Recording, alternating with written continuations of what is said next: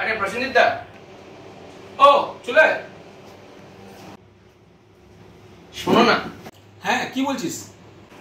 তোমার কথা অনুযায়ী তো ট্রেনের টিকিটটা কেটে ফেললাম, এরপর কি করব? কি করবি এবার? বসে থাকবি? আরে বসে থাকবো মানেটা কি? বুঝতে পারছো না? সে কবে টিকিটটা কেটেছি, এরপর তুমি আমায় বলো যে কবে মেডিকেলের চেক আপ হবে, কবে আমি ফর্ম পাবো, কবে ব্যাংকের কি সব যে পারমিশন টারমিশনের ব্যাপার আছে সেগুলো হবে। আরে তুমি বুঝতে পারছো না, আমাকে তো ছুটির অ্যাপ্লিকেশনটা করতে হবে। আরে বাবা সহায় আছে তোর, ঠিক আছে? ছুটির অ্যাপ্লিকেশন নিয়ে ভাবিস না, কোম্পানি এমনি ছুটি দিয়ে দেবে। আরে বাবা সবার কোম্পানি এক হয় না গো, তুমি সময়টা বলো তো। অ্যাক্টিভ বেস্ট হওয়ার কোনো দরকার নেই, সঠিক টাইমে তুই জানতে পেরে যাবি। শোনো, সময় নষ্ট করো না, সঠিক টাইমটা কবে বা কখন এবং কোথা থেকে জানতে পারবো সেটা বলো। সি অমরনাথজি সাইনবোর্ডের সাইডে যাবি, ওখানেই সমস্ত কিছু জানতে পারবি।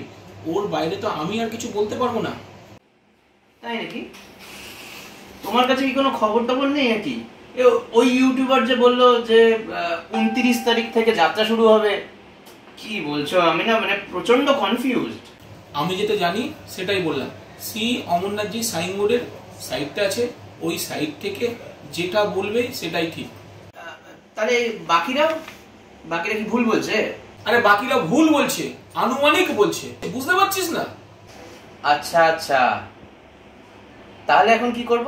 এখন ধৈর্য ধর আর শোন, কাজের কাজটা কর, কাজের কাজটা। তাহলে এখন কাজের কাজ মানে কি বলতে চাইছো? কি করব? রোজ সকালে উঠে শরীর চর্চা কর। আরে এখন থেকে শরীর চর্চা? সে তো যাওয়ার 1 মাস আগে করব।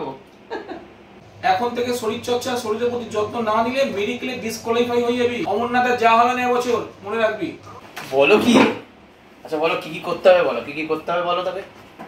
শোন, মোটামুটি আরো 20 দিন তোর হাতে সময় আছে, বুঝতে পারলি? কারণ এপ্রিল মাসের 10 তারিখ থেকে হোপফুলি শুরু হয়ে যাবে কম্পালসারি হেলথ সার্টিফিকেট দেওয়ার জন্য। আর সেই সময় যদি তুই মেডিকেলে একবার ডিসকোয়ালিফাই হয়ে যাস না, তাহলে এবছর হাত কামড়ানো ছাড়া আর কোনো উপায় থাকবে না তোর। এই না না না না, তোমার কথা মন দিয়ে শুনছি, কি করতে হবে বলো, খুব টেনশন হয়ে যাচ্ছে কিন্তু আমার। দেখ, কম্পালসারি হেলথ সার্টিফিকেটে মোটামুটি 3-4টে পরীক্ষা কমন।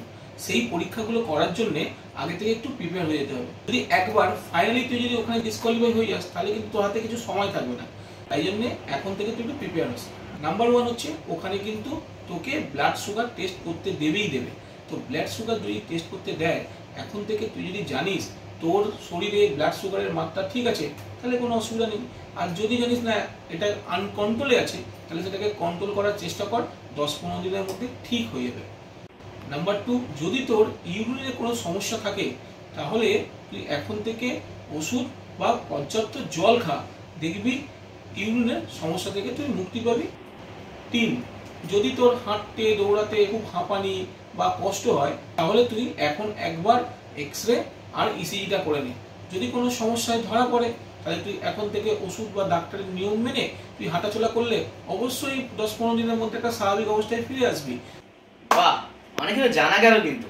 মানে বেসিক্যালি প্রতিদিন জল খাওয়া, শরীরকে ঠিক রাখা, শরীর চর্চা করা, নিজের সুগার লেভেল এইসবগুলোকে পরিমিত সীমিত রাখা, এইগুলোই হচ্ছে আসল রহস্য আমাদের মেডিকেলে উত্তীর্ণ হওয়ার। এই তো। Thank you Prasenjit da, thank you. শুধু থ্যাংক ইউ বললে হবে না, এগুলোকে মানতে হবে, তবেই না তুই বলতে পারবি জয় বাবা ভূতনাথ। পৌঁছে যাবো অমরনাথ। চলো উঠলাম।